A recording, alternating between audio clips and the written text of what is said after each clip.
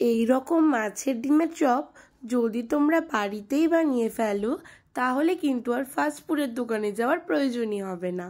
তোমরা বাড়িতে যে কোনো ফ্রেন্ডস বা রিলেটিভস আসলে পরেই এই রকম মচমচে স্ন্যাক্সের ব্যবস্থা কিন্তু খুব চটপট করে ফেলতে পারবে। প্রথমে আমি নিয়ে নিয়েছি মাছের ডিমের বড়া।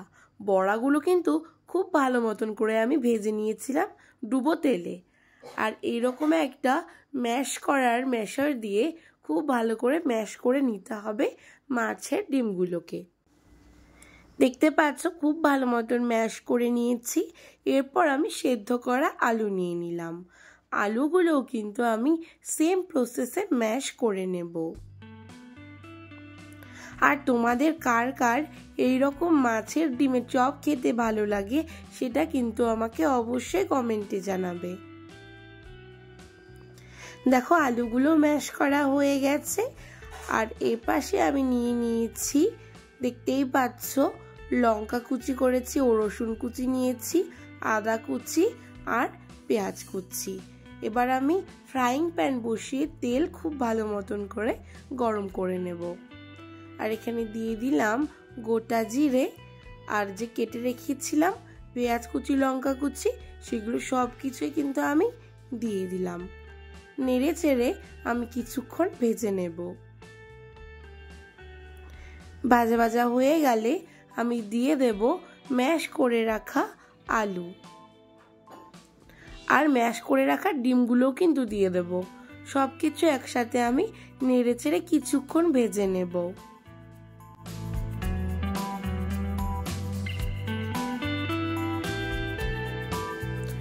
ভাজা কিন্তু হয়ে গেছে। এরপর আমি দিয়ে দিলাম অল্প নুন আর অল্প হলুদ।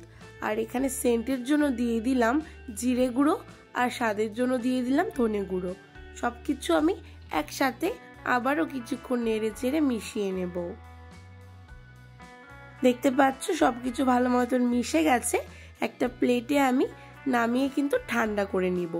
আর এরপর দু হাতে এরকম গোল গোল করে কিন্তু চপের শেপ আমি দিয়ে নেব। তোমরা যে কোনো রকম চপের শেপ ছোট বড় সেই হিসেব মতো করতে পারো। দেখো গোল গোল করে কি সুন্দর আমি চপের শেপগুলো দিয়ে নিয়েছি। দেখতে কিন্তু খুবই সুন্দর লাগছে। আর এপাশে আমি নিয়ে নিলাম কিন্তু ব্রেড ক্রাম্বস। আর ব্রেড ক্রাম্বসের বদলে তোমরা মেরি বিস্কুটকে গুঁড়ো করে নিতে পারো বা টোস্টকেও গুঁড়ো করে নিতে পারো। আর একটা বাটিতে কিন্তু দেখো এখানে আমি ডিম ফাটিয়ে নিয়েছি। প্রথমে একটা একটা করে আমি চপ ডিমের মধ্যে চুবিয়ে নিলাম আর ব্রেড ক্রাম্বসের মধ্যে খুব ভালো মতন করে কোট করে নিলাম। তোমরা এটাকে সিঙ্গেল কোটও করতে পারো, কিন্তু আমি এটাকে ডাবল কোট করে নিয়েছি। ডাবল কোট করলে এটা কিন্তু বেশি ক্রিপসি আর ক্রাঞ্চি হয় খেতে। দেখো খুব সুন্দর করে আমি ব্রেড ক্রাম্বস লাগিয়ে কিন্তু ডাবল কোট করে নিয়েছি চপগুলোর ওপর। এভাবে আমি বাকিগুলো কিন্তু রেডি করে নেব। আর তোমরা যারা যারা আমার চ্যানেলটিকে এখনো ভিজিট করোনি তারা চটপট গিয়ে আমার চ্যানেলটিকে ভিজিট করে আসো। এখানে কিন্তু আমার আরো অনেক রেসিপি রয়েছে, সেগুলো ভালো লাগলে সাবস্ক্রাইব করে পাশে থাকার অনুরোধ রইল। এরপর আমি ফ্রাইং প্যানে তেল খুব ভালো মতন করে গরম করে নিলাম আর এক এক করে সবগুলো চপে আমি দিয়ে দিলাম ডুবো তেলে। আর হাই ফ্লেমে কিন্তু দুপাশই আমি ভালো মতন করে ভেজে নেব।